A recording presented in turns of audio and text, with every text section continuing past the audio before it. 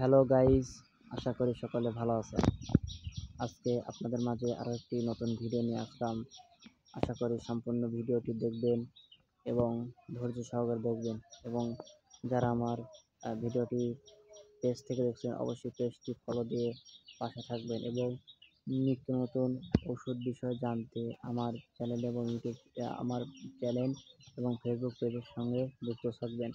তো আজকে আমি আপনাদের মাঝে যে মেডিসিনটি নিয়ে আলোচনা করব বন্ধুরা, সেটি হলো ট্যাবলেট ভিগোরেক্স। আমি নামটা আবারও বলছি, ট্যাবলেট ভিগোরেক্স এবং Timex 15 mg। Tablet Vigorex 50 mg, Timex 50 mg। Vigorex মূলত এবং টাইমেক্স মূলত কারা খেতে পারবে না বিস্তারিত আলোচনা করব ইনশাআল্লাহ। ভিগোরেক্স এর প্রস্তুতকারক কোম্পানি স্কয়ার ফার্মাসিউটিক্যাল লিমিটেড এবং টাইমেক্স এর প্রস্তুতকারক কোম্পানি ওরিয়ন ফার্মাসিউটিক্যাল লিমিটেড।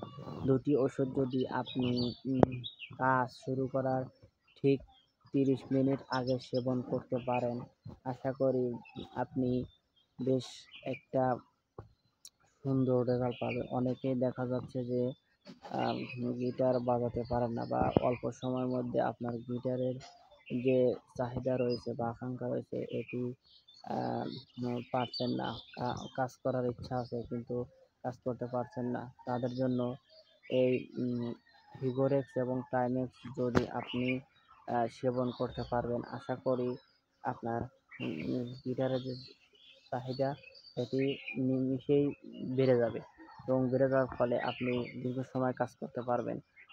বর্তমানে দেখা যাচ্ছে যে অনেকেই গিটারের যে চাহিদা আছে, বিভিন্ন প্রকার ওষুধ খাওয়ার ফলে আপনার গিটার ঠিক মতন আগের মতন পূর্বের মতন বাজাতে পারছেন না। তাদের জন্য এই ওষুধটি দুটি ওষুধ বেশ উপকারী, এবং এই ওষুধ দুটি খাবার পূর্বে অবশ্যই আপনি একজন ডাক্তারের পরামর্শ নিয়ে খাবেন। ডাক্তার আপনাকে যেভাবে ওষুধটি লিখে থাকে বা বলে থাকে ঠিক সেইভাবে ওষুধটি খাবেন।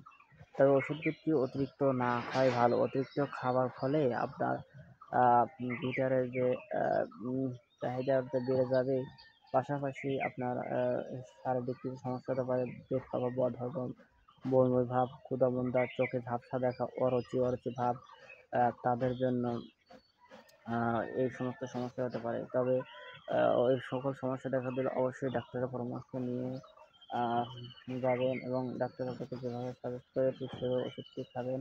তো বন্ধুরা, আজকের ভিডিও এ পর্যন্তই। আপনাদের মাঝে আরও একটি ভিডিও নিয়ে আসবো অন্য কোনো দিন। সে পর্যন্ত সুস্থ থাকবেন। ধন্যবাদ সবাইকে। আসসালামু আলাইকুম ওয়া রাহমাতুল্লাহ।